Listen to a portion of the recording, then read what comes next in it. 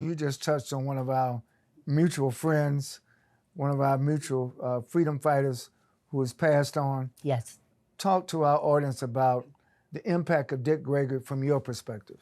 Well, you know, many people knew him as a comic, and as I talk with people like Trevor Noah and you know all of the wonderful comedians who are out there today, almost every one of them will give him credit for starting them to be more than just a comic, although it's important for us to laugh, but they've all done many things that move our people forward.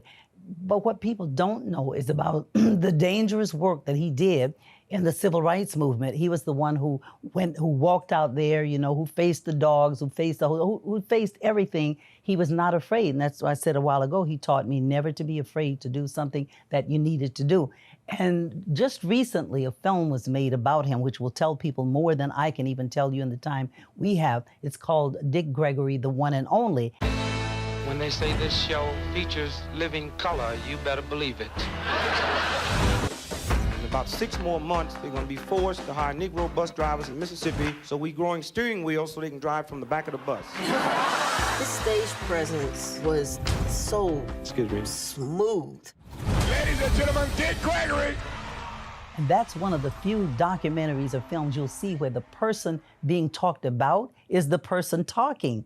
Most of the film came from him, so we know it isn't something we're making up. It's something he said, something we saw him doing in the civil rights movement. He was so very involved. He loved Malcolm X. He loved Dr. Martin Luther King. He worked with them, and he gave up so much. He was in Mississippi when Meg Evans was killed. Absolutely. Medgar was one of his best friends, and he always told me about that, and he said that but for the fact that his young son died that night, he would have been right there with Medgar. He was able to live and able to continue in the movement. But what I wanted to say, most of us are not able to give up millions of dollars for the causes of our people. Dick Gregory did that. It didn't matter how much it cost him. He stopped his comic work, but he entertained the people who were out there who maybe had a bit of fear for being out there in the civil rights movement, but they could at least have a laugh when Dick Gregory was around. And he continued that.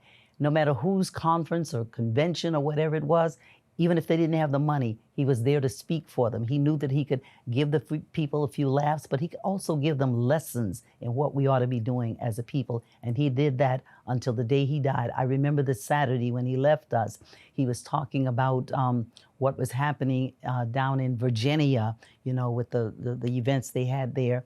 And we were watching it, and with Boston was having a similar thing that same day.